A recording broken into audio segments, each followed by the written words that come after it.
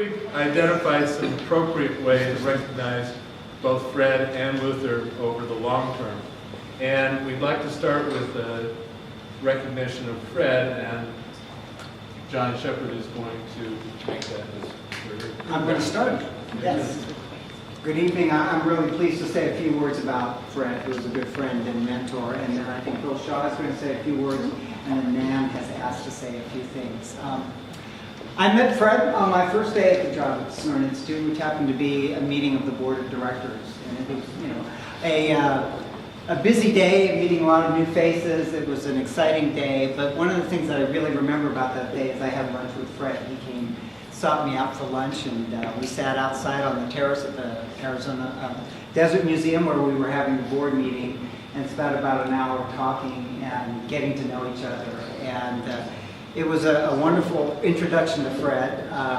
He described himself as a land use attorney who had recently decided to teach law and was now teaching at the Chicago Kent School of Law. Fred is a very modest person, so he didn't really let on exactly what an incredible man he was. But as I got to know him and learn more about him, I realized that Fred was really a leading light in the field of land use law and land use planning. He's been described as a giant in the field. He has been described as someone who has written definitive tracts on complex land use issues that have influenced court decisions and various legal battles around land use issues. Among the highlights of his career, and there are many, and they're legendary, to quote another very famous land use scholar, he, in the 1970s, worked on creating a model development code that became the standard across the country. It was adopted by the state of Florida and jurisdictions across the country. He was also very much a legal scholar and enjoyed doing research, and wrote the seminal and definitive piece on regulatory takings, which was a critical issue that influences land use policy across the country. One of his colleagues at the Kent School of Law, Dan Tarlick, said that Fred was distinguished in many ways, but particularly distinguished himself in anticipating the role that science and ecology in particular would play in land use policy.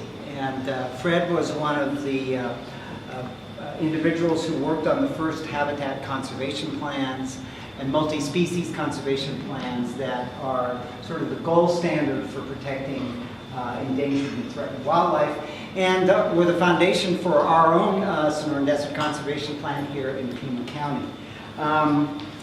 What I did learn from Fred on his first day is he is a very inquisitive person. He really likes to get to know people and connects with them.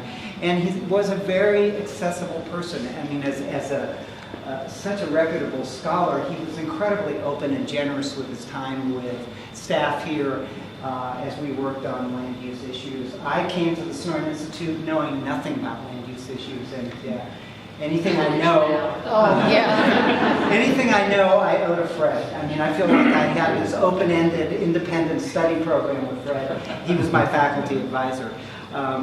He was just terrific. Fred, when he retired a few years ago, was our longest serving board member. He was there from day one. In fact, he was there before the Sonoran Institute was created, working with Luther on a lot of projects that ended up defining Sonoran Institute and our sister organization, the Rincon Institute. He was always a steadying and reassuring presence in the organization as we grew and experienced growing pains and had our ups and downs. Fred was always someone who conveyed that vote of confidence about the organization. No matter what challenges that we would face, we would meet them squarely and we would come out the better for it. And that was a tremendous gift that Fred gave to Luther and the board and the staff, and I'm extremely grateful. On a personal level,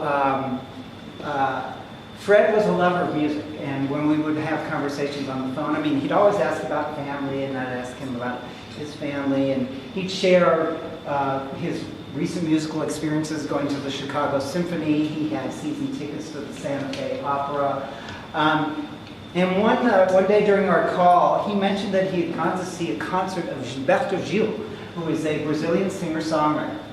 And when I heard this from Fred, it was kind of like coming out of musical left field. Here was a classical musical lover, and he went to see this guy who, I guess the best way to describe him would say he's the Bob Marley of Brazil. So his concerts were like 3 to 4 hour affairs where everybody's up dancing from the first song to the end. And I was trying to picture Fred there, Mr. Staid and mellow guy with all these gyrating bodies around there. But anyway, Fred was completely taken with that music, and he knew that I'd spent some time in Brazil, and my wife had grown up there and had a bossa nova band in Tucson at that time. So he started peppering me with questions about Brazilian music.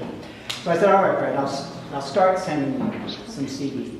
And so it started an 8-year kind of tutorial in Brazilian music for Fred. And I was only happy to return the favor since he had taught me so much that I was able to share something that I loved a lot with Fred. So